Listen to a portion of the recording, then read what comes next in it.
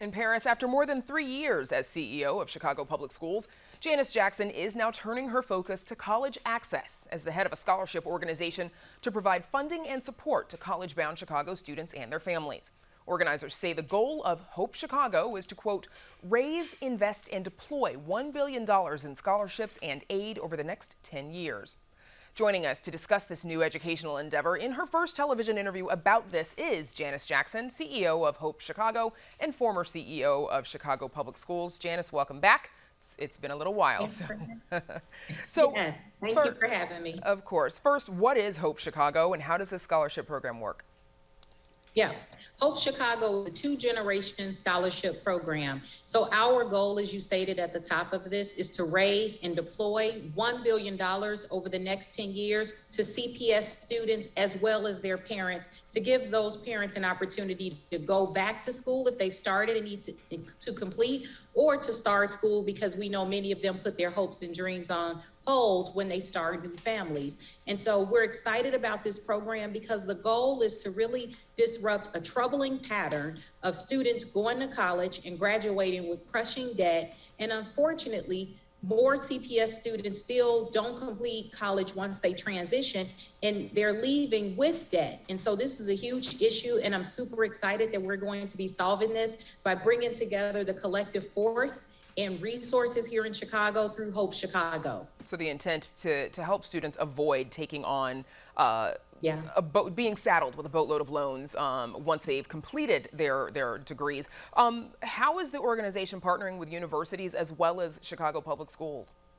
Yeah, well, Chicago Public Schools is our most important partner.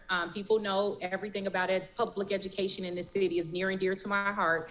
But the colleges in the state of Illinois have been incredibly open to this opportunity, and the response has been overwhelmingly positive. This is what we're asking. We're asking that colleges partner with us, that we work on tuition to make it accessible for our students, but that they also put in programming that allows for our students to not only get to college, but to complete college successfully. When we look at the data, most CPS students in ninth grade say that almost all say that they want to go to college. Something happens between that time and the end of senior year. We have to change that, and we know that it requires the district to do more, but we also need our post-secondary institutions in the state to do more. And speaking of CPS, you've clearly been in touch with incoming brand new CPS CEO Pedro Martinez, whose first day on the job was today, as we mentioned. Quick sidebar, what advice have you given him? Well, I've given him a lot of advice, but I should say Pedro is the pro, and I couldn't be more thrilled to have him at the helm. I mean, I've been working on this, which I'm super excited about, but to know that CPS is in good hands, to know that somebody from the district, from the city is leading, is going to bring about the kind of stability that I think people enjoyed underneath my tenure. And so as a parent of a CPS student, it makes me feel comfortable or comforted that someone's leading that's going to be here for a while, take us to the next level. Because this pandemic has been challenging for everybody, and we really needed leadership. And so I'm grateful for Pedro for taking on this role. Now, you've already seeded $20 million to get this started, but as you said, you've got a goal of $1 billion over 10 years. It's a lot of money. How do you plan to raise that? It is. You know what, when we talked a lot about this goal, and it is eye-popping, and it's eye-popping for a reason.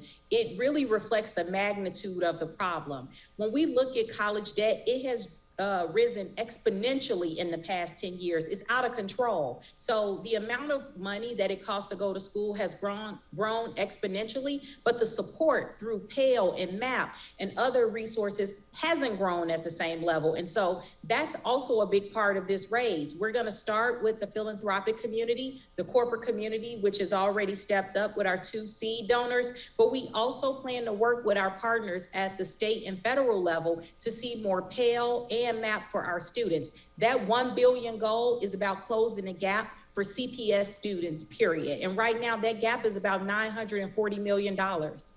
And what is the impact then? How many students over time can you reach? If we're successful, and I have every reason to believe we will be, we're going to reach about 70,000 CPS students over the next 10 years. And we're going to the students that will be direct recipients is at about 20,000.